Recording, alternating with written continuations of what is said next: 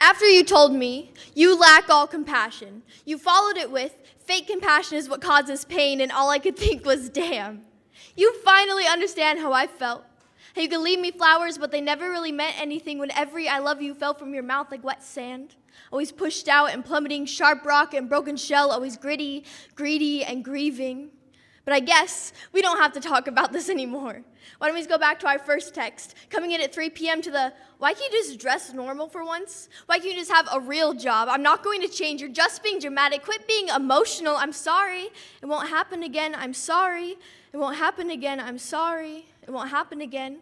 I bought you some flowers. I'm sorry, but I'm sick of your apologies. I realize now why flowers are too afraid to grow in sand. It'll always be too draining, too reserved, too detached and dry. The sand will always be apathetic to the idea of care or conversation or water. But flowers, like people, will remember everything that you whisper under your breath. They will hold on to it, feed it to themselves every time they're looking for something more fulfilling, more tasteful, more nurturing, because flowers, like people, will continue to come back when you are giving them more than anyone else ever has, because they don't know anything different. I didn't know anything different.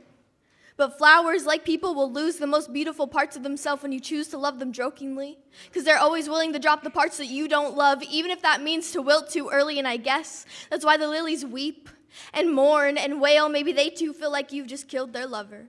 That you picked them just to watch them decay, but flowers, like people, should not be handed over with apologies. They should not be plucked and poked out while you tell them that they are beautiful, but I guess it doesn't matter.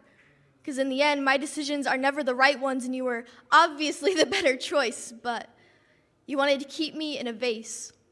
Give me just the right amount of water to stay dependent, but never enough to keep my thoughts grounded. I always wanted to know about the rain or the soil or another flower bed, the familiar scent, a comfort of roots, and another chance to grow, but flowers, like people, will crumble to the winter. They will shrivel and shake until spring, but flowers, like people, will eventually realize that they can never bloom in these conditions, and isn't that what you were afraid of?